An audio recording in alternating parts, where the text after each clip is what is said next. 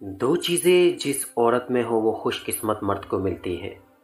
Number 1, जो खुद से ज़्यादा अपने माँ बाप का ख्याल रखे और उनका अदब करे।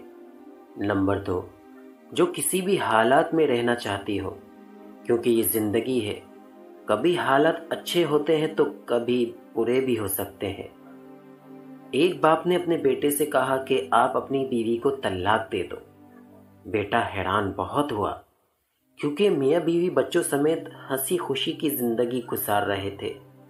बीवी मियाँ की खिदमत करती, हर हालत में सब्र शुक्र से रहती, मगर वालिद तो जिद पर अड़े हुए थे, बीवी को तलाक दो। और दलील ये देते इब्राहिम अलैहिस्सलाम ने अपने बेटे को तलाक देने का कहा तो उनके बेटे ने तलाक दे दी। बेटा बड़ा परेशान हुआ, एक तरफ बाप का हुक्म, दूसरी तरफ बीवी बच्चों के मुस्तकबिल का सवाल।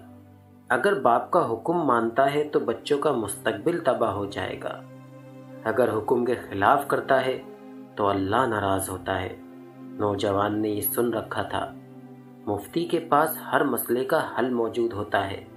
उसने सोचा मौका अच्छा है, चलो इस बात को आजमाते हैं। वो खौफ और उम्मीद के जज्बात लेकर मुफ्ती साहिब के पास पहुंचा।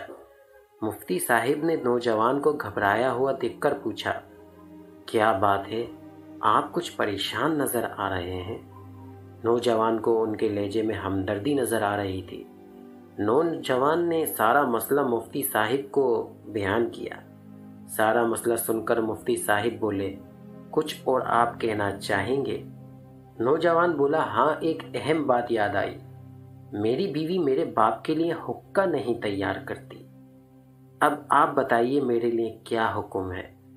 मुफ्ती साहिब बोले, अगर मसला ऐसे ही है जैसे आपने बयान किया है, अगर आपके वालिद साहिब इब्राहिम अलैहिस्सलाम की तरह हैं और आप इस्माइल अलैहिस्सलाम की तरह हैं तो तलाक दे दें, वरना ना दें।